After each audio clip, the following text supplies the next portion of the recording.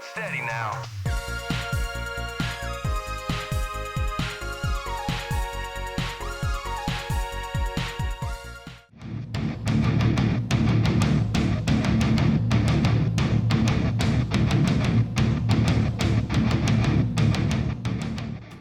Perhaps the underdog first-person shooter developer of their time, Monolith Productions would pump out a stream of PC shooters around the late 90s and 2000s, which would garner positive reviews, if not as much commercial success as the likes of Half-Life. But F.E.A.R would prove to be an altogether different beast, an intense ballet of horror and shooting which blew players away on PC in 2005. As a result, it was easy to be skeptical as to how this would translate to Xbox 360 at little over a year later, as ports of PC shooters to consoles had often lost something in translation, be it visual or control related. But day one's port of this excellent first-person shooter would prove fantastic, sacrificing very little to consoles and proving one of the must-owns of the then burgeoning system.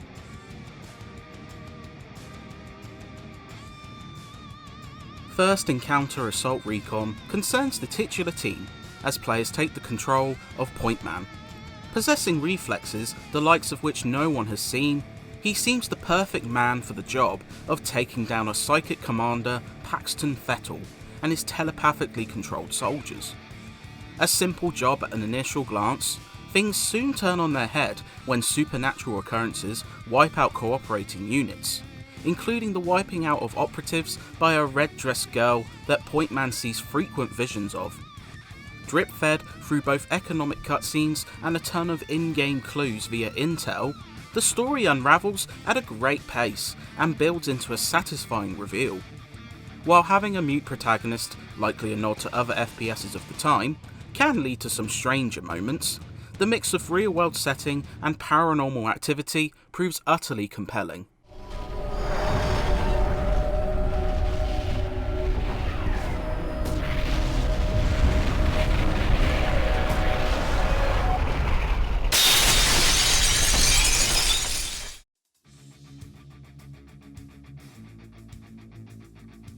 Split across intervals, some of which last multiple chapters, F.E.A.R is an intense shooter that would meld familiar elements into one explosive whole.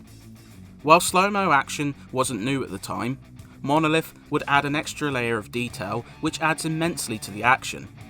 Destructible shards of the environment fly, grenades explode with a ripple effect when thrown, and shooting replicas while seeing them turn into pink mist is just incredible. Weapons, including the potent shotgun and heavy assault rifles, prove satisfying and responsive to use.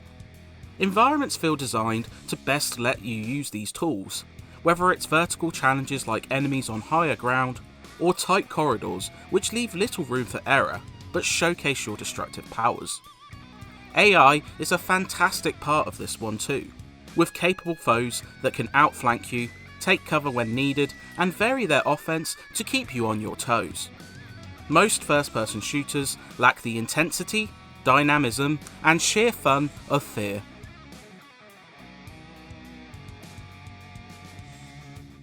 Horror elements also feature prominently, with Monolith showing love to the likes of Ringu. There are frequent, often disturbing hallucinations that haunt long after you've witnessed them, and often feature interactive moments that can even damage you. Lighting also goes a long way to aiding this, with darkly shadowed rooms and a limited flashlight often leaving you victim to your own imagination. The audio is fantastic in this regard too, with heavy and atmospheric effects created by Monolith using homemade tools, and class music which feels tailored to each individual moment without becoming formulaic, adding some real weight to each emotion the horror sequences attempt to conjure up. And like with the story, the mix of unreal moments of terror in a mundane setting feels far scarier than a hellish landscape. What's the first thing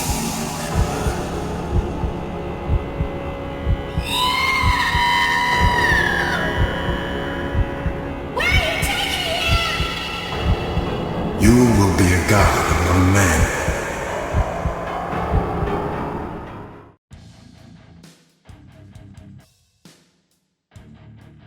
If you scratch really deep, there are some complaints you can levy at F.E.A.R. While perhaps expecting enemy variety when fighting a clone army is wishful thinking, it still feels like you're fighting the same soldiers repeatedly. While brief encounters with drones and mechas test you in alternative ways, they feel too fleeting to add variety. This same issue can plague the environments which, although exquisitely destructive and often containing side paths with boosters for health or reflex time, can grow tiresome after you're stuck in one desolated place for longer intervals, only to move to a slightly different, but still very drab, environment. But this is nitpicking in the grand scheme of things, because when this shooter's elements click together, there's arguably no more satisfying gunfight to be found on the console.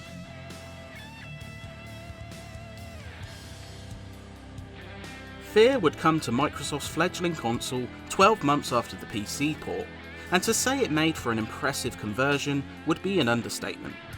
Many of the visual effects, including mapping and lighting techniques which added a realistic edge, carry over here with little compromise. Performance is rock solid, with very little slowdown outside of some intense moments.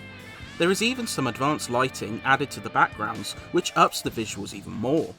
It's an excellent way to experience this one sensually, and though the complicated array of actions might feel a bit unnatural to console gamers, it's well done for the most part, if not as smooth as competing shooters of the time like Call of Duty 3. In terms of content, there are a couple of additions which range in quality. Instant Action Mode adds a challenging second course for the eager, a handful of maps which challenge you to survive an onslaught of foes, while high scores upload to Xbox Live. There's also a slew of competitive modes carried over from the PC, playable online for up to 16 players.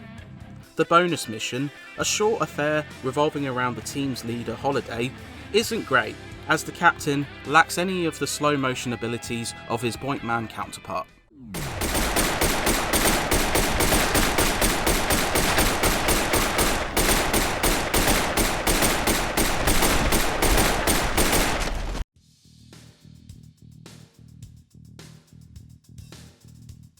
F.E.A.R. still remains a terrific shooter more than a decade after it launched, packing in a disparate set of elements into one cohesive and gratifying whole. While some may tire from a few repetitive aspects after a while, most players will shout with giddy glee as they blast their way through challenging encounters, performing immensely cool slow motion maneuvers that give them an edge. It's also notable for being an excellent port to console, with day one's efforts resulting in a near-perfect translation. While subsequent sequels perhaps lack the same spark of this one, the original still manages to impress. If you have even a faint interest in shooters, horror games, or both, then this is simply a must-buy.